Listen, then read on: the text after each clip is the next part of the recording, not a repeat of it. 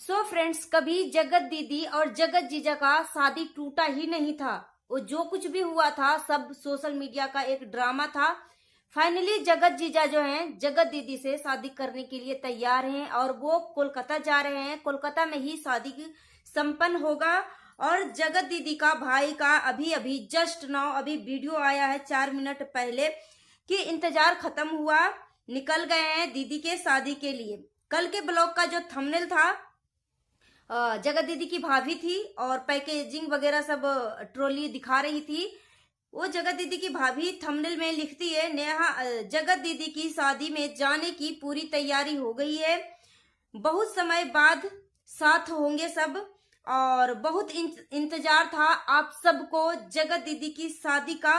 अब ये पल जो है बहुत जल्द ही आप सबके आंखों के सामने होगा।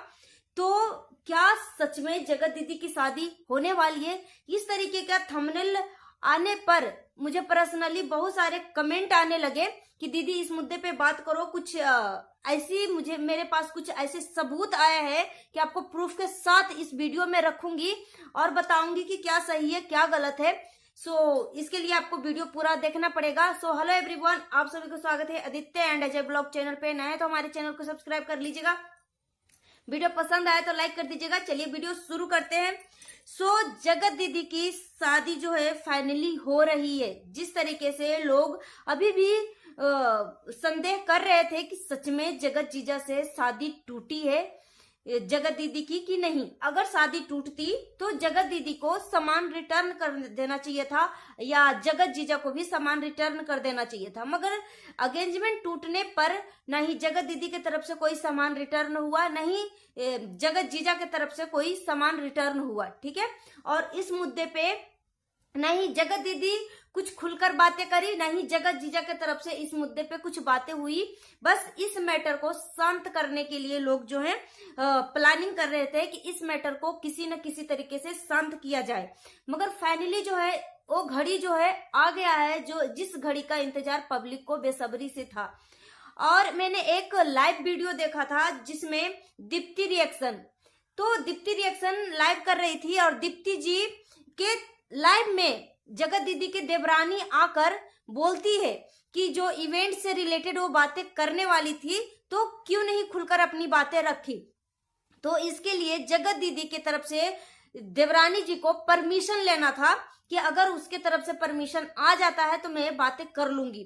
तो जगत दीदी जो है अपनी देवरानी को एक ऑडियो रिकॉर्डिंग भेजी थी कि देखो तुम्हारे बारे में इवेंट से रिलेटेड लोग क्या बातें कर रहे हैं कि तुम फोर्स कर रही हो कि तुम मुझे इवेंट में नाम डाल दो, मेरा नाम डाल दो और कुछ हमसे पैसा वैसा ले लेना। मतलब इस तरीके की बातें हुई थी। मगर यहीं पे जब जगत दीदी ऑडियो भेजती अपनी देवरानी को कि तुम्हें इनवाइट नहीं किया गया था जबलपुर इवेंट में, तुम खुद ही फोर्स कर रही थी कि मेरा नाम डाल दो, तो जगत दीदी के देवरानी ने भी जगत दीदी को ऑडियो भेजी कि देखिए मैं झूठ नहीं बोल रही हूं। और अपनी जेठानी को जगत दीदी ही कह के संबोधित किया है। देवरानी जी ने अपनी जेठानी को जगत दीदी कह के संबोधित किया है। तो इसके ऊपर भी लोग सवाल खड़ा करने लगे कि वो तो आपकी जेठानी है और अपना रिश्ता है, कोई फेक रिश्ता नहीं है, ना ही कोई मुंह बोला रिश्ता है, अपना रिश्ता है, सगा रिश्ता है। तो आप अपनी जेठानी को जगत दीदी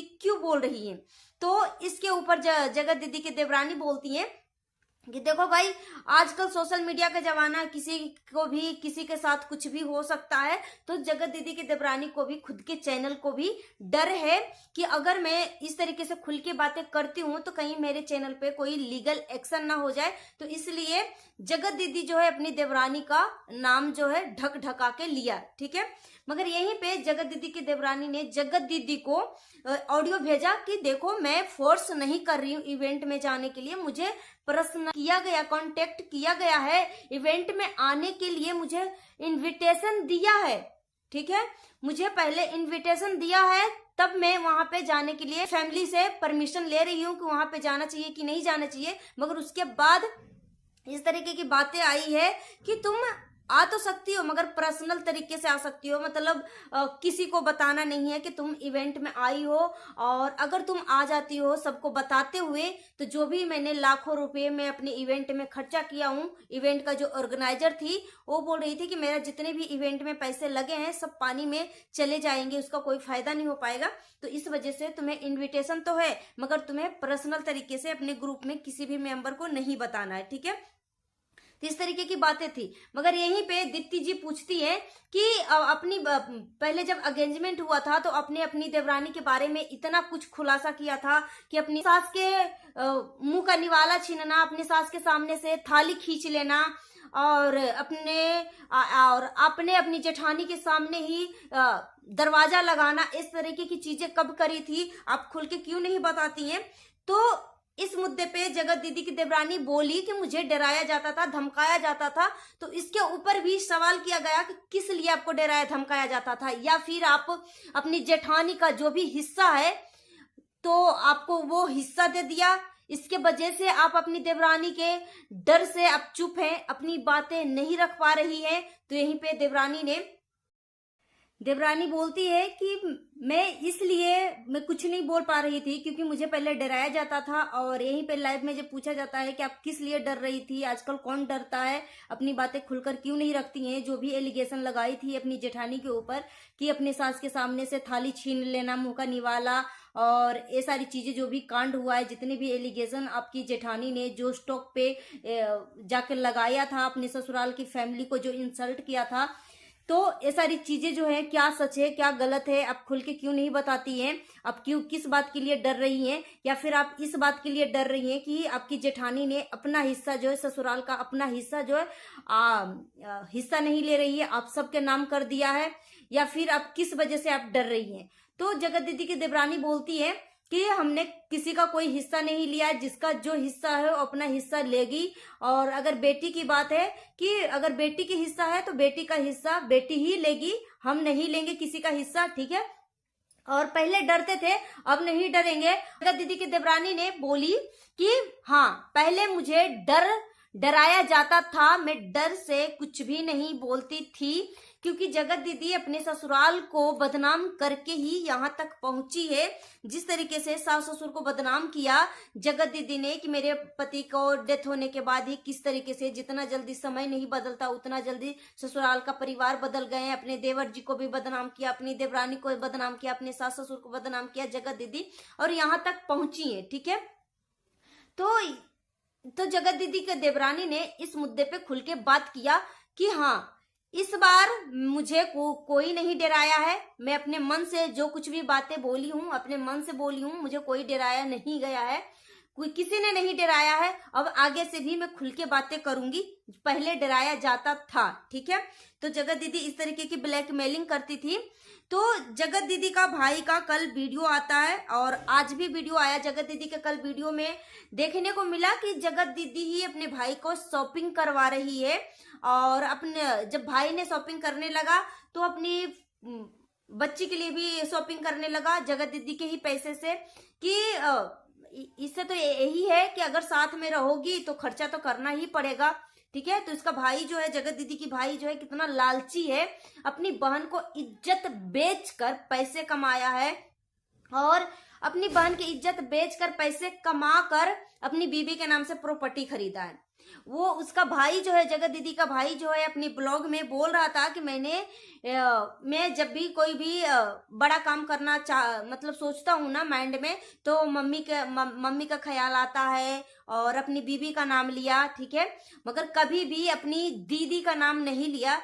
जो दीदी का आंचल पकड़कर यहाँ तक पहुंचा है तो कभी भी दीदी का नाम नहीं लिया, क्योंकि दीदी पूरा खर्चा घर के उठाती है, जो किराया देती है जगत दीदी खुद ही देती है।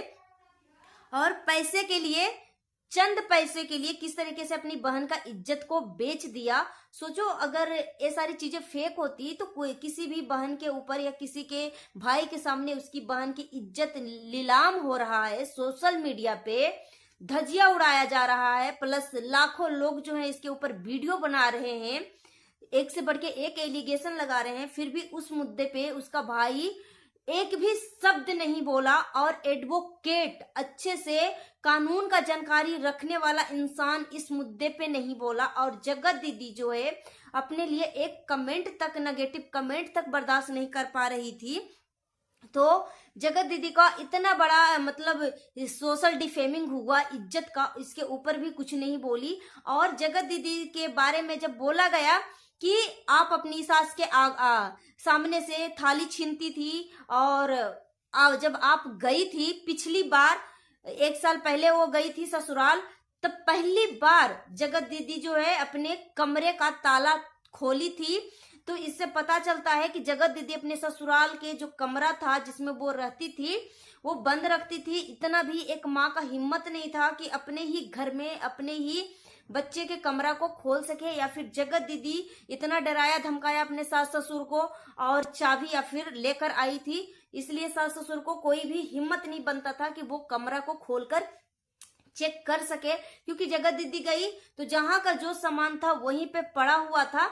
तो यहाँ से यही पता लग रहा है कि जगत दीदी जो है किस तरीके से ससुराल की फैमिली को ब्लैकमेल कर रही थी। रही शादी की बात, तो शादी की बात जो है बहुत जल्द जो है कोलकाता इवेंट में जगत दीदी और जगत जीजा जो हैं दोनों मिलने वाले हैं एक साथ, ठीक है। तो यहाँ से तो यही पता लग रहा है कि ये जो फैमिली है लोगों को पागल बना रही है। अब दीदी की शादी की तैयारी हो गई, ये कोई हवाबाजी में बात नहीं कर रही हूँ। प्रूफ के तौर पे आप जगत दीदी के भाई का ब्लॉग खुद ही जाके आप देख लो, समझ में आ जाएगा। देखो किस तरीके से थंबनेल एकदम पर्टिकुलर लगाई है कि बहुत समय बाद जगत दीदी की शादी में जाने की पूरी तैयारी हो गई, ठीक है।